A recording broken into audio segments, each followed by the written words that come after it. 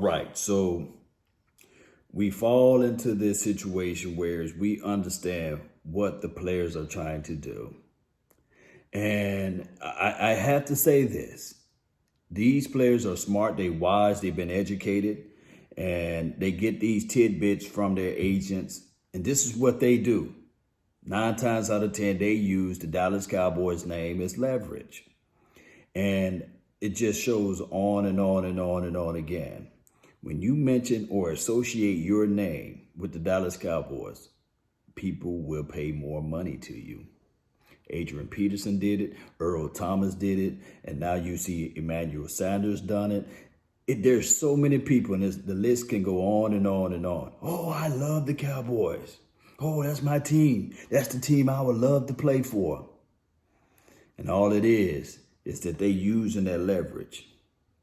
Because when you want to play for somebody, $1 to $2 million will not sway you, especially if it's the team that you said that you really want to play for, that you want to leave behind a legacy for. So I just wish that people would stop buying into what these players are saying and understand that is just leverage.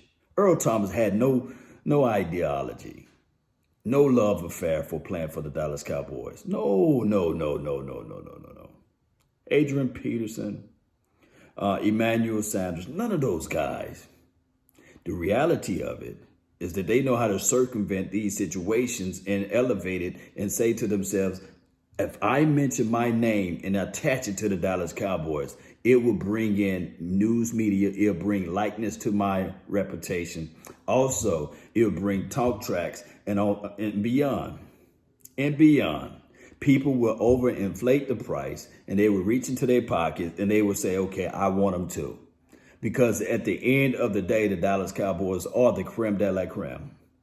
It is the mecca, the saving grace for players to earn their career, and also when they put on the silver and blue, if they so happen to play decent, you don't have to play fantastic, just play decent.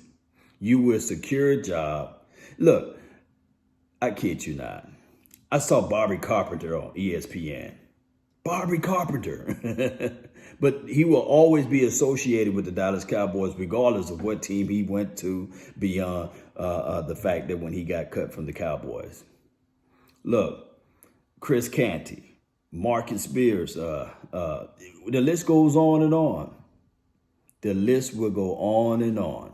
If you play with the silver and blue on, if you put the star on the side of your helmet, or dare I say, you mention the Dallas Cowboys name, boy, oh boy, people will reach into their pockets and pick you out. and you will have, look, Orlando Skadrick is on TV for crying out loud. Do you guys remember when Orlando Skadrick was in the locker room? Did he give a press conference? No, but he need that bag. Guess what? Hey, I used to play for the Cowboys. Put me on. The sensationalism with the Dallas Cowboys is beyond most people's thoughts. And some people can't see the picture because they are in the frame. Some people don't understand the total concept of the Dallas Cowboys bring in big tickets. And you can have a certain topic, and if you mention the Cowboys, boy, oh boy, it can go on and on and on and on and on, like an old record. Just stuck on repeat. It's just going to continue to play. So that is what we are up against. No other franchise in the NFL goes through what we go through, goes through what we lament to the people. It just doesn't happen for those organizations. They can fly under the radar. Remember, there's no under the radar with the Dallas Cowboys. There's none. There's no such thing. Now, heavy is the crown, of course, they say. And what's good for the goose is good for the gander. So in order for us to flip this thing around, Cowboys, we got to start winning too. Flat out, we got to start winning. It's been on this, we've been on this, I would say roller coaster, but it's been an even keel since 2016 of, okay, we know we can get this done. But now I'm looking at the bigger picture. And since we got rid of Jason Garrett, maybe, just maybe, we can see some real football action out there on Sundays, Mondays, Thursday nights and beyond. Hopefully. That's what I'm saying, hopefully.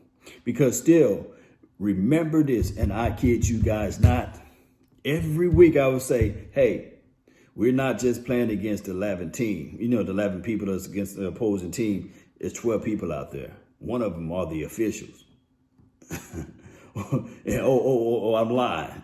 It's actually 13 because you got everything is being reviewed in New York. You think there's some New Yorkers out there that's working for the NFL saying, okay, we're going to lean on and favor the Dallas Cowboys? No.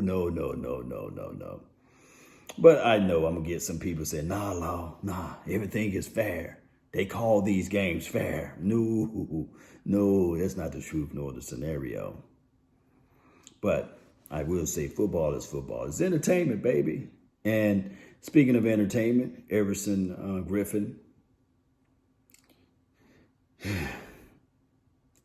they said he turned down $10 million from the Vikings. And they said that he have a strong desire to play for the Cowboys. Now, he is long in the tooth, and I'm not beating the table down saying we got to have Everson Griffin, whatever his name is. We got to have him. No, I'm not saying that. But it's one of those things again. Watch how this thing all play out. Watch how everything goes. Let's see, will he use the Cowboys' name, likeness, fan base, the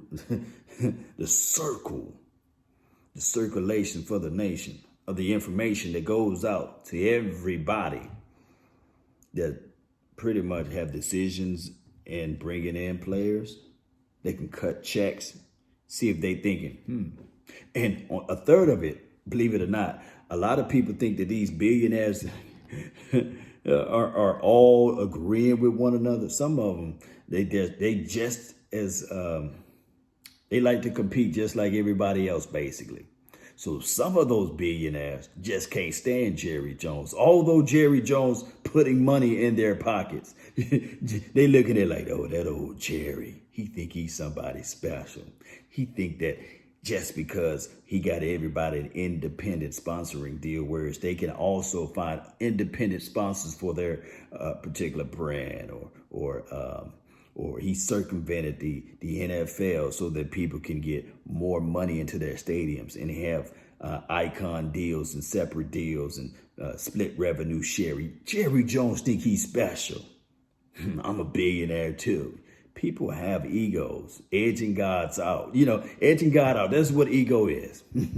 Some of these billionaires got big old egos, baby. That's just the reality of it. Now, we will see how this thing all unfolds. The draft is still right around the corner, but player evaluation for the nation is right here. We still got to look at it. This team, we do have McCoy. I've seen some people, I'm talking about Gerald McCoy now, that don't like that situation, which, believe it or not, I can give him that. He is long in the tooth. He is an older guy, dare I say. And some people don't like Clinton Dix. So my thing is, let's just wait until see how this coaching staff formulate things. We do know that the old coaching staff, they had their type of guys. They had their type of philosophy. They had, dare I say, their type of pedigree. They wanted a certain way, if I can say it in those factors, without rubbing somebody the wrong way. I think, and this is just me thinking, that this team will be a little bit more edgy. This team wouldn't be so much buttoned up.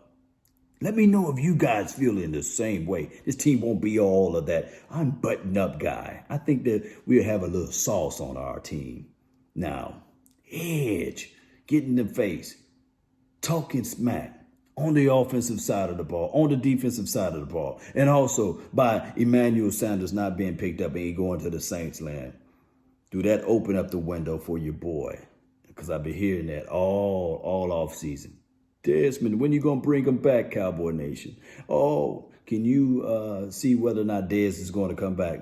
We're going to open up that Pandora's box again. I've seen people break down the analysis of why would you pick Dez over Emmanuel? Why would you pick Emmanuel over Dez? Now, this draft is loaded as it relates to wide receiver, but here's the cookie for it. In order for you to get that dog wide receiver that's going to be ready for day one instead of developing, even though he may still have his shortcomings, you still will have to go early. You have to go early, because if you go late, then there's a situation where there could be a developmental curve. And on top of that, it will be a situation where you probably won't see his overall collective skill set until year 2, year 3, year 4, and beyond. But everybody know, me, Law Nation, I love defense.